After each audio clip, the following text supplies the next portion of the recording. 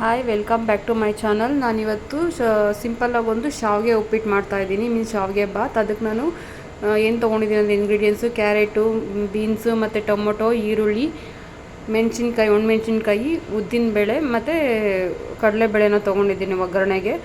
ಅದ್ರ ಜೊತೆ ನಾನು ನೆನೆಸಿಟ್ಕೊಂಡಿರೋಂಥ ಕಡಲೆ ಬೀಜ ತೊಗೊಂಡಿದ್ದೀನಿ ಮತ್ತು ಹುರಿದಿಟ್ಕೊಂಡಿರೋಂತಹ ಸ್ವಲ್ಪ ಶಾವಿಗೆ ತೊಗೊಂಡಿದ್ದೀನಿ. ಜಾಸ್ತಿ ಇದನ್ನ ಇದು ಮಾಡಲಿಲ್ಲ, ಸುಮ್ಮನೆ ಡ್ರೈ ರೋಸ್ಟ್ ಮಾಡ್ಕೊಂಡಿದ್ದೀನಿ. ಸೊ ಅದನ್ನ ಮಾಡೋದಕ್ಕೆ ನಾನು ಒಂದು ಬಾಣಲೆಗೆ ಎಣ್ಣೆ ಹಾಕ್ಕೊಂಡಿದ್ದೀನಿ. ಎಣ್ಣೆ ಸ್ವಲ್ಪ ಬಿಸಿ ಆದಮೇಲೆ ಅದಕ್ಕೆ ನಾನು ಸ್ವಲ್ಪ ಸಾಸಿವೆ ಹಾಕ್ಕೊಳ್ತಿದ್ದೀನಿ. ಸೊ ಸಾಸಿವೆ ಸ್ವಲ್ಪ ಚಿಟಪಟ ಅಂತ ಅಂದಮೇಲೆ ಅದಕ್ಕೆ ನಾನು ಎಲ್ಲ ಕಾಳುಗಳನ್ನ ಮಿಕ್ಸ್ ಮಾಡ್ಕೊಳ್ತೀನಿ. ಮೀನ್ಸ್ ಇದಕ್ಕೆ ನಾನು ಫಸ್ಟು ಕಡಲೆಕಾಳು ಹಾಕ್ತೀನಿ, ಅದಾದಮೇಲೆ ಉದ್ದಿನಬೇಳೆ ಹಾಕ್ತೀನಿ. ಅದು ಕಡಿಮೆ ಇದು ಉರಿನಲ್ಲೇ ನೀವು ಅದನ್ನು ಕಾಳುಗಳನ್ನ ಇದು ಮಾಡ್ಕೋಬೇಕು, ಫ್ರೈ ಮಾಡ್ಕೋಬೇಕು. ಇಲ್ಲಾಂತಂದರೆ ಕಾಳುಗಳು ಸೀದೋದಂಗೆ ಆಗಿಬಿಡುತ್ತೆ. ಅದು ಹಂಗಾದರೆ ಕಪ್ಪಕ್ಕಾದರೆ ಚೆನ್ನಾಗಿರೋದಿಲ್ಲ, ಒಂಥರ ಇದೇ ಚೇಂಜ್ ಆಗಿಬಿಡುತ್ತೆ ಟೇಸ್ಟು. ಸೊ ಕಡಿಮೆ ಉರಿಯಲ್ಲಿ ಅದು ಕೆಂಪಕ್ಕಾಗೋ ತನಕ ನಾನು ಹುರ್ಕೊಂಡಿದ್ದೀನಿ. ಸೊ ಅದಾದಮೇಲೆ ನಾನೇನು ಮಾಡ್ತಾಯಿದ್ದೀನಿ ಅಂತಂದರೆ ನೆನೆಸಿಟ್ಕೊಂಡಿರೋ ಕಡಲೆ ಬೀಜ ಹಾಕ್ಕೊಳ್ತಾಯಿದ್ದೀನಿ. ಸೊ ಕಡಲೆ ಬೀಜ ಹುಷಾರಾಗಿ ಹಾಕಬೇಕು, ಯಾಕಂದರೆ ನೆನೆದಿರೋದ್ರಿಂದ ಅದು ಸ್ವಲ್ಪ ಮೇಲೆ ಎಗರ್ಬಿಡುತ್ತೆ. ಸೊ ಅದಾದಮೇಲೆ ಸ್ವಲ್ಪ ಅದು ಎಣ್ಣೆಲಿ ಇದಾದಮೇಲೆ ನಾನು ಸ್ವಲ್ಪ ಈರುಳ್ಳಿ ಹಾಕ್ಕೊಂಡಿದ್ದೀನಿ, ಸ್ಲೈಸಾಗಿ ಕಟ್ ಮಾಡ್ಕೊಂಡಿರೋದು. ಸೊ ಈರುಳ್ಳಿ ಸ್ವಲ್ಪ ಕೆಂಪಕ್ಕಾಗೋ ತನಕ ಅದನ್ನು ಸ್ವಲ್ಪ ಎಣ್ಣೆಲಿ ಬಾಡಿಸ್ಕೊಳ್ಳಿ.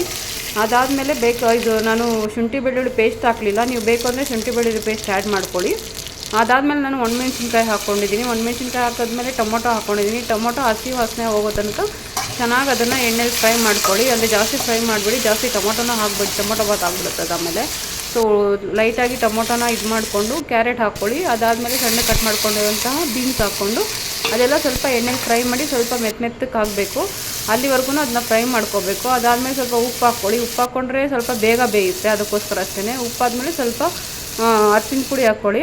ಅರ್ಶಿನ ಪುಡಿ ಬೇಕು ಅಂದರೆ ಹಾಕ್ಕೊಳ್ಳಿ, ಇಲ್ಲ ಅಂತ ಹೇಳಿದ್ರೆ ಅದನ್ನು ಸ್ಕಿಪ್ ಮಾಡ್ಕೋಬೋದು ನೀವು. ಸೊ ಅದನ್ನು ಸ್ವಲ್ಪ ಬೇಯಿಸ್ಕೊಂಡು ಎಣ್ಣೆಯಲ್ಲೇ ಸ್ವಲ್ಪ ಬೇಯಿಸ್ಕೊಳ್ಳಿ. ಚೆನ್ನಾಗಿ ಬೆಂದಿದ್ದಾದಮೇಲೆ ಸ್ವಲ್ಪ ನೀರು ಹಾಕ್ಕೊಳ್ಳಿ. ನಾನು ನೀರು ಯಾವ ಥರ ತೊಗೊಂಡಿದ್ದೀನಿ ಅಂತ ಹೇಳಿದ್ರೆ, ಶಾವಿಗೆ ಮೀನ್ಸ್ ಅದು ಶಾವಿಗೆ ಎಷ್ಟು ಕ್ವಾಂಟಿಟಿ ತೊಗೊಂಡಿದ್ರೋ ಈಕ್ವಲ್ ಕ್ವಾಂಟಿಟಿಗೆ ನಾನು ನೀರು ತೊಗೊಂಡಿದ್ದೀನಿ. ಯಾಕೆ ಅಂತ ಹೇಳಿದ್ರೆ ಇದು ಶಾವಿಗೆ ಉಪ್ಪಿಟ್ಟಾಗಿರೋದ್ರಿಂದ ಶಾವಿಗೆ ಅಷ್ಟೊಂದು ಅಬ್ಸರ್ವ್ ಮಾಡಲ್ಲ ವಾಟರ್ನ. ಸೊ ನೀವು ರವೆ ಉಪ್ಪಿಟ್ಟು ಮಾಡಿದ್ರೆ ನೀರು ಜಾಸ್ತಿ ಆಗಿದಷ್ಟು ಅದು ಮೆತ್ತಗೆ ಚೆನ್ನಾಗಿ ಬರುತ್ತೆ. ಸೊ ಶಾವಿಗೆ ಉಪ್ಪಿಟ್ಟು ಆ ಥರ ಆಗೋಲ್ಲ, ನೀರು ಜಾಸ್ತಿ ಆಗಿದ್ರೆ ಅದು ಒಂಥರ ಮೆತ್ತಗೆ ಆಗಿಬಿಡುತ್ತೆ, ಮುದ್ದೆ ಥರ ಆಗಿಬಿಡುತ್ತೆ ಮಧ್ಯಾಹ್ನ ಅಷ್ಟರೊಳಗಡೆ ಅದು ಆರಿದ್ಮೇಲೆ. ಸೊ ಅದಕ್ಕೋಸ್ಕರ ನಾನು ಈಕ್ವಲ್ ಕ್ವಾಂಟಿಟಿಯಲ್ಲಿ ವಾಟರ್ ತೊಗೊಂಡಿದ್ದೀನಿ. ಅದಾದಮೇಲೆ ಇದು ಚೆನ್ನಾಗಿ ಕುದಿ ಬರಬೇಕು, ನೀರು ಚೆನ್ನಾಗಿ ಕುದಿ ಬಂದಮೇಲೆ ಆ ತರಕಾರಿ ಎಲ್ಲ ಬೆಂದಿರುತ್ತೆ.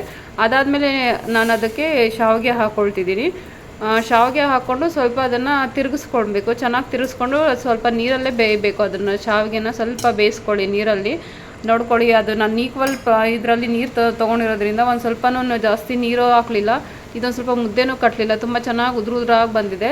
ಲಾಸ್ಟಲ್ಲಿ ಬೇಕು ಅಂತ ಹೇಳಿದ್ರೆ ನೀವು ಅದಕ್ಕೆ ಸ್ವಲ್ಪ ಬೇಕು ಅಂತ ಹೇಳಿದ್ರೆ ಟೇಸ್ಟ್ಗೆ ಲೆಮನ್ ಜ್ಯೂಸ್ ಹಾಕ್ಕೋಬೋದು, ಮೀನ್ಸ್ ನಿಂಬೆಹಣ್ಣು ರಸ ಹಾಕ್ಕೋಬೋದು. ಇಲ್ಲ ಅಂತ ಹೇಳಿದ್ರೆ ನೀವು ಹಾಗೆ ತಿನ್ಬೋದು, ಚೆನ್ನಾಗಿ ಬರುತ್ತೆ ನೋಡಿ ನೀವೇ.